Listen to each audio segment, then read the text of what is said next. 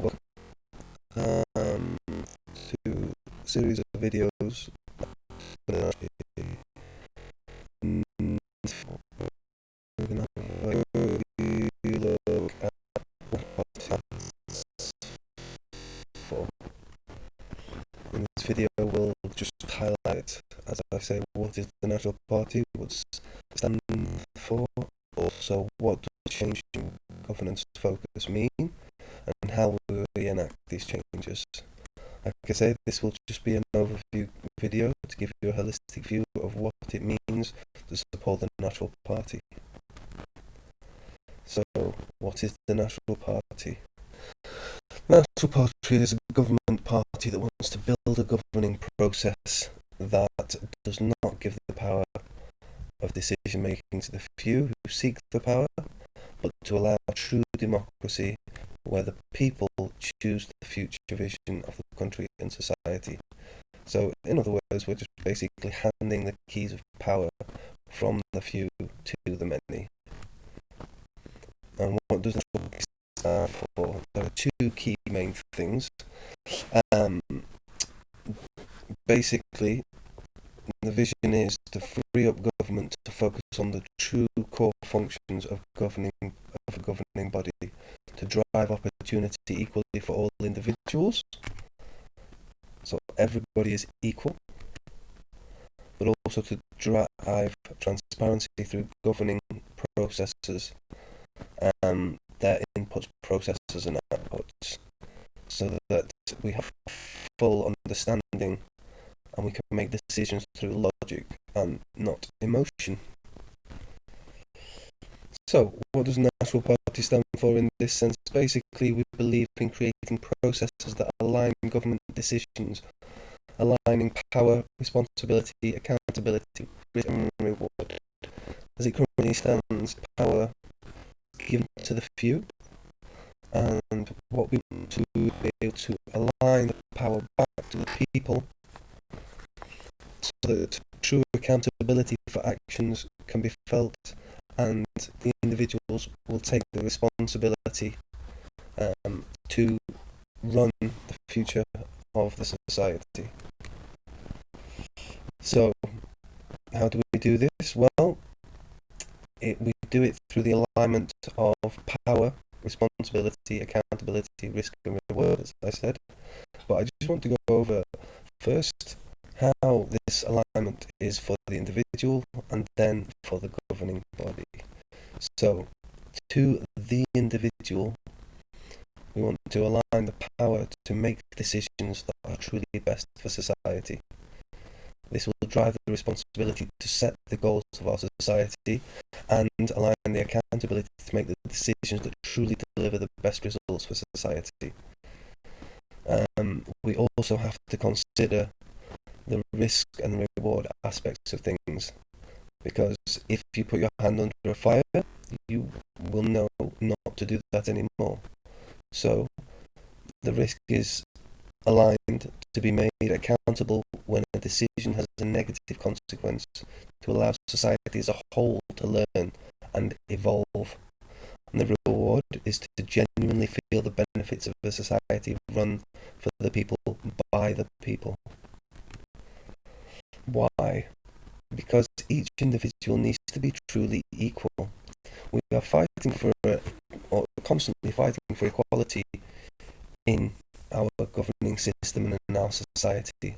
But the problem is currently that the loudest voice wins.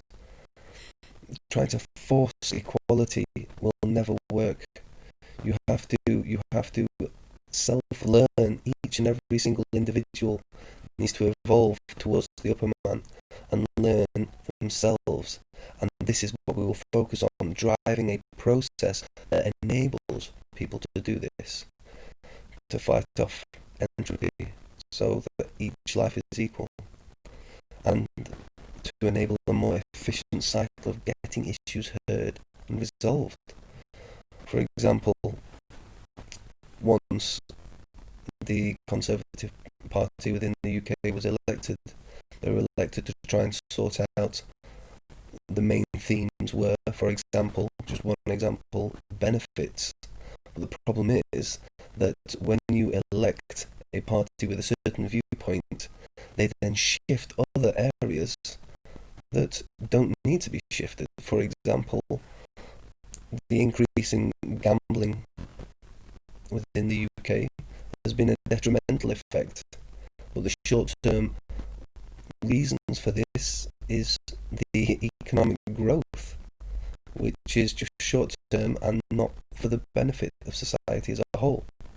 And finally, it's to unify the society over the long term under one rule, the individual, the selective change of the parties to do the individual's will as well. So I'll explain in other videos what this means. But basically, the people make the decisions, and the governing bodies actually just manage these decisions instead of making the decisions for us. So I've gone a little bit there into the governance side and how we'll align. So here I'm just going to show you how we will align PRAR, as I call it, for governance. So the power is no longer to make the decisions for us and act like we need to have one side or the other in terms of opinion, but the power is to genuinely enact the will of the people. The responsibility is to implement the will of the people in the most effective manner. Accountability is of poor decision making to be judged by genuine inputs, processes and outputs and not emotions. Now, currently they are accountable because we elect them, and that's the beauty of democracy. But representational democracy is not that far off from places like China, who listen through more muted ways the people's thoughts, but still try to force their opinion upon them. And this way we will be able to drive, as I said, being able to focus on the genuine results will push for a clearer understanding, no more loudest voice.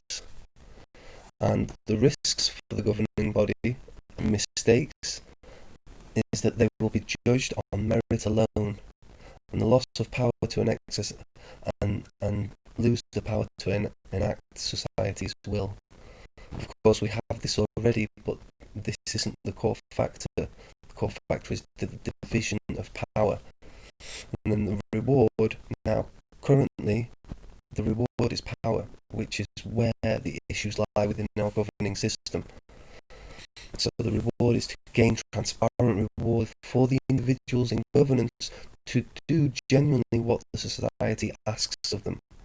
Instead of saying, oh, look over here, Brexit, and then the homeless issue is never resolved. These are just little examples. But within this way of working, we will use the clear transparency through governance to say, well, we want our power back. This is genuinely how we get our power back, to say, fix the problems internally.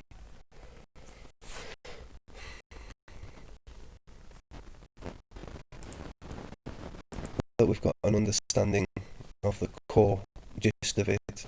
Just want to go over, what does this change in governance focus mean? So it means the removal of politics from governance. It's so funny because we have politicians, everybody hates politicians. Why? Because they play on our emotions. We need a system that doesn't focus on emotions, focuses on results, focuses on the results of the people. And we need genuine freedom of the people to choose their future and create their world. This is a key factor for the National Party. We also need to genuinely drive out corruption through clarity. Now, you've got to understand, nothing is ever 100% perfect, and things are always evolving. But we need a cycle of communications to ensure new loopholes are quickly shut. As I said before, this system will enable a faster cycle from when we see issues on the ground to getting them resolved. And finally, it's a switch from the loudest voice to the logic and reasons for actions.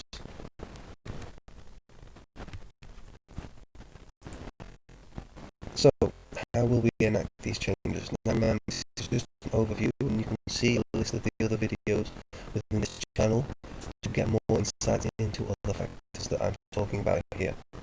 So, how will we enact changes? Well, it's the redesign of the process. Process is the DNA of everything. Our DNA just tells chemicals a process to create us. It's a beautiful thing, and with governance, we need to be focused on this. So it's to redesign democratic governing processes to give power to the people of how they wish to live and evolve their life. It's the removal of politicians from government to put in their place analysts, managers and negotiators to drive transparency through all processes from input, process and output and reasonings for decisions. And finally, it's to set up another branch. We need to set up another branch of government for communication clarity on performance.